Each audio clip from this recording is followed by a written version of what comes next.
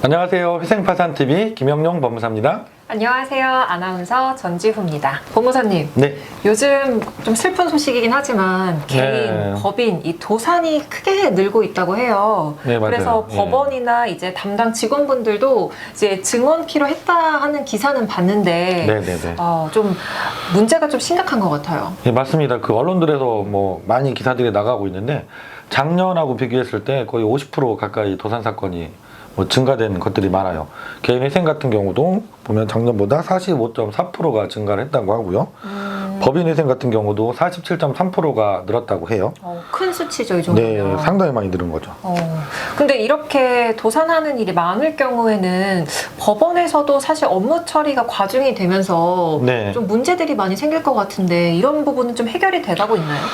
2023년도 회생파산 사건이 빨라집니다 라는 제목으로 영상을 올렸었던 적이 있어요. 네네.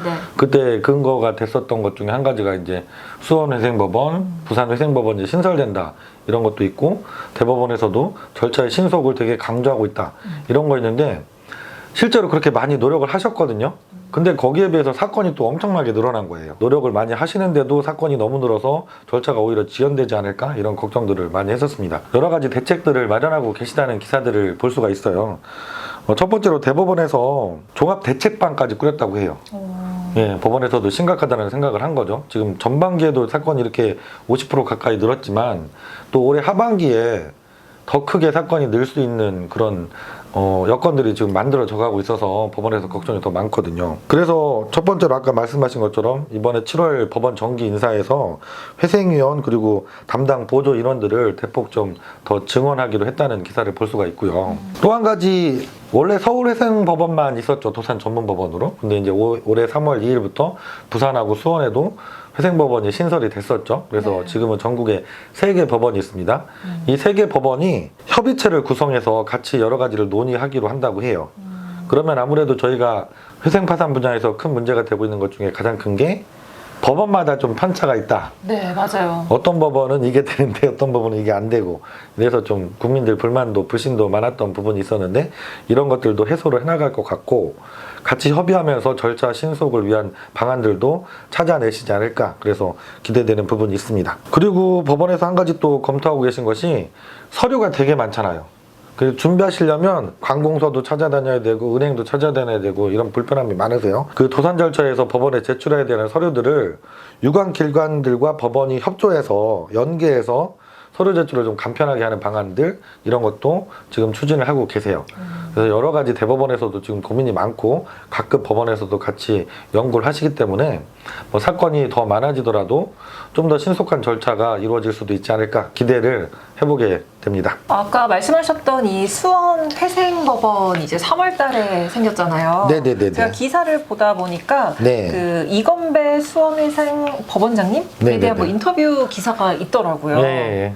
수원회생법원, 부산회생법원이 되게 서울회생법원을 그 모델로 해서 절차의 신속이라든가 여러 가지 실무 준칙도 마련하시면서 좀 통일적인 운영을 하시려고 노력을 많이 하세요.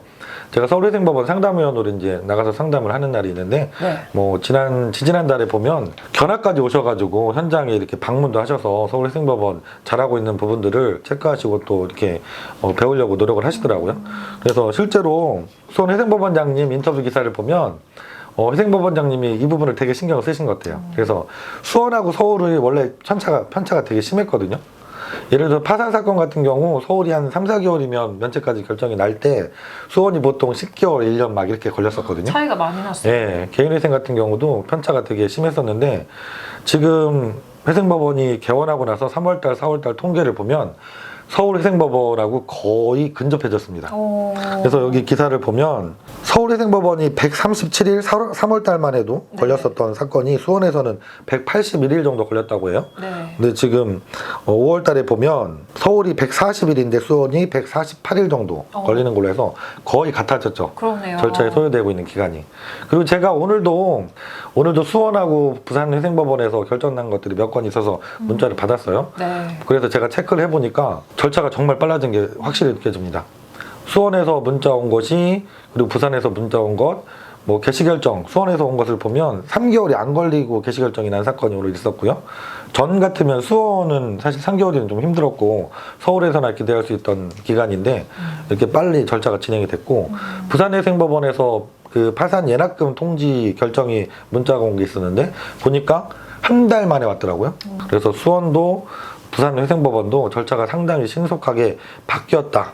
그래서 그쪽 지역에 계신 분들은 앞으로 좀 그 개인회생 파산을 진행하시는데 많이 편리해지셨다 이런 생각이 듭니다. 경제적으로 이제 어려움을 겪고 있는 국민분들 그리고 이제 기업에게 굉장히 큰 도움이 될 만한 네. 이야기들이잖아요. 네. 조금 더 신속해지고 더욱더 빠른 처리 속도로 좀 마음이 빨리 편해지셨으면 좋겠습니다. 네네.